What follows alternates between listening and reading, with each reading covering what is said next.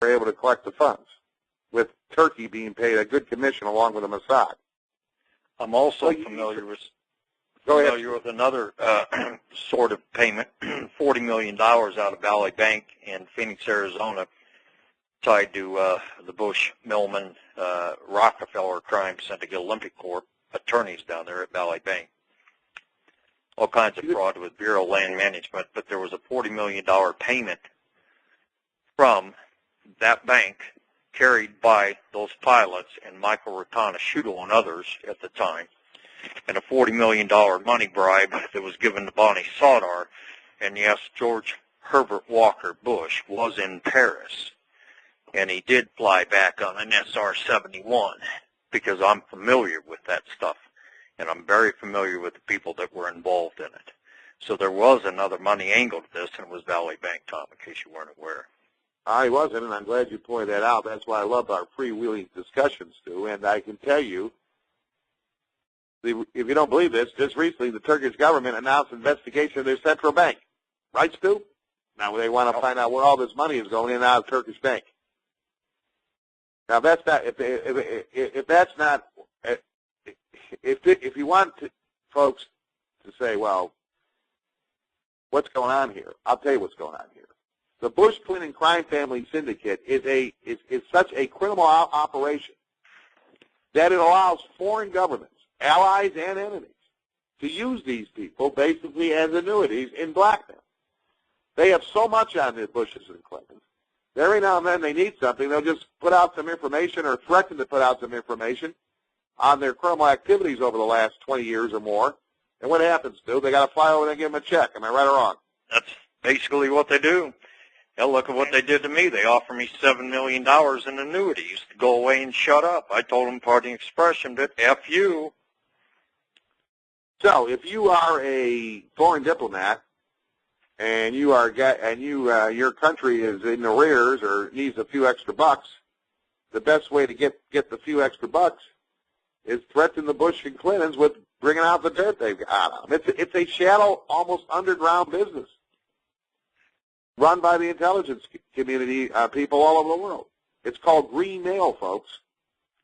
So every time they write a check, the Bushes and Clintons, guess who's paying for it? You are, the taxpayer. They ain't going to use their own money.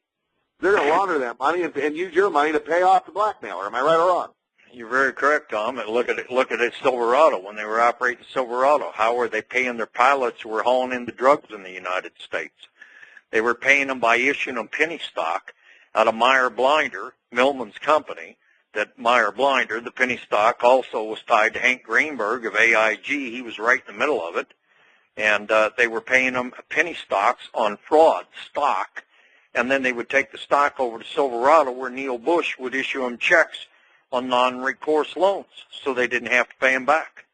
And you folks paid the drug haulers to bring the drugs in to drug America. Taxpayers paid that. That's correct. Now, Turkey's interesting because the news is breaking. First of all, dovetailing back to Mr. Fitzgerald, Barney Frank's boyfriend.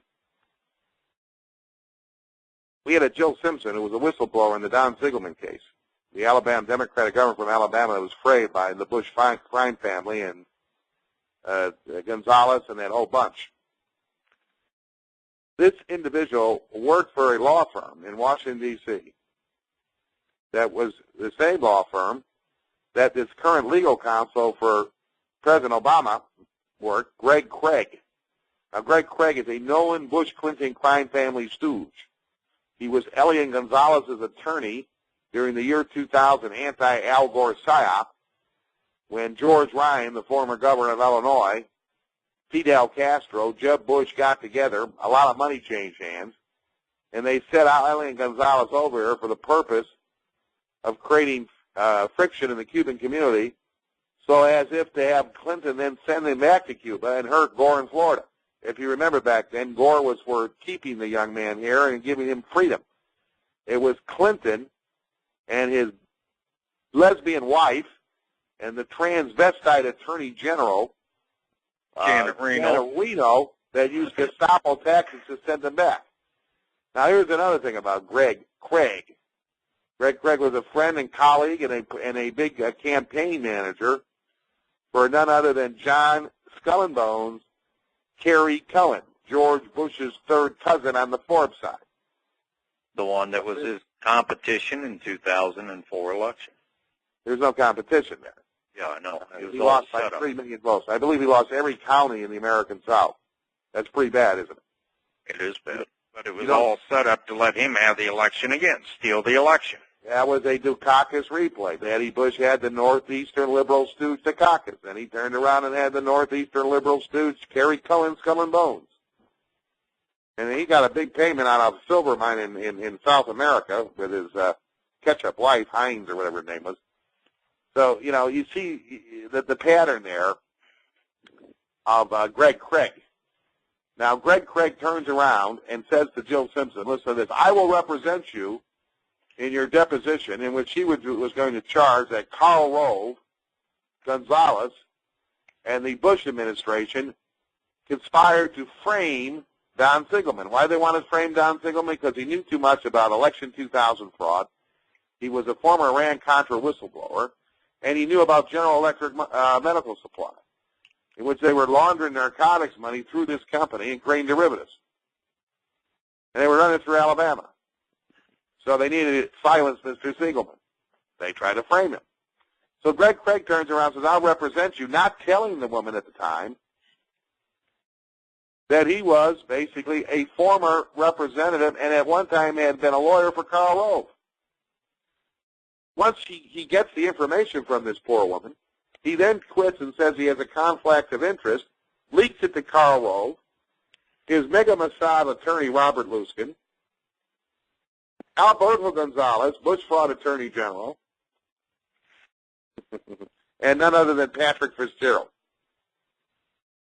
So what happens then? A week later, the woman's almost homosexual Patrick Fitzgerald. A week later, the woman's almost killed in a car accident. This is the guy that's working in Obama's administration. The guy needs to be picked up now by the U.S. Marshals. He's in total violation of every constitutional tenet that's ever existed. And Patrick Fitzgerald, we now know, never indicted anybody dealing with the case vis-a-vis the leaking of Valerie Plane's name as a covert agent because Valerie Plane's joint U.S.-French intelligence team had uncovered that the Turkish consulates across the U.S., along with the Israeli Mossad, were moving nuclear weaponry out of the U.S. into the Middle East through Turkey onto Israel. That's that nuclear proliferation scandal.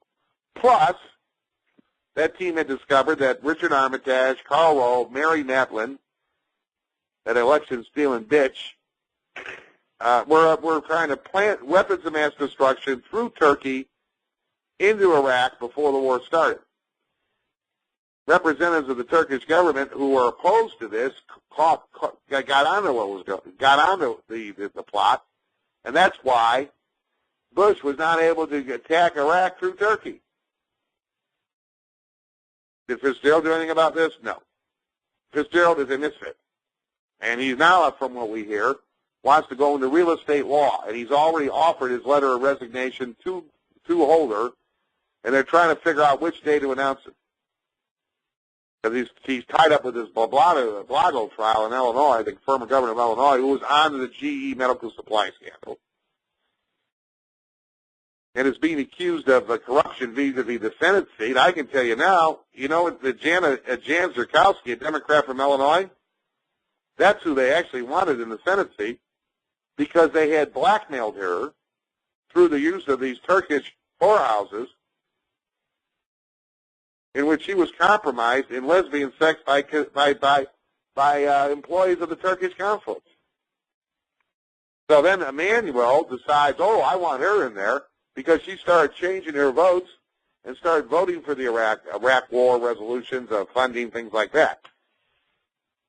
That's how duplicitous this Rahm Emanuel is, and we now know that it was Rahm Emanuel, this little Mossad punk up there in the Obama White House, that along with Fitzgerald wanted to grab Blago right away before he went public about the Turkish whorehouses. And they did not arrest this guy with an indictment. They arrested him with a criminal complaint. When's the last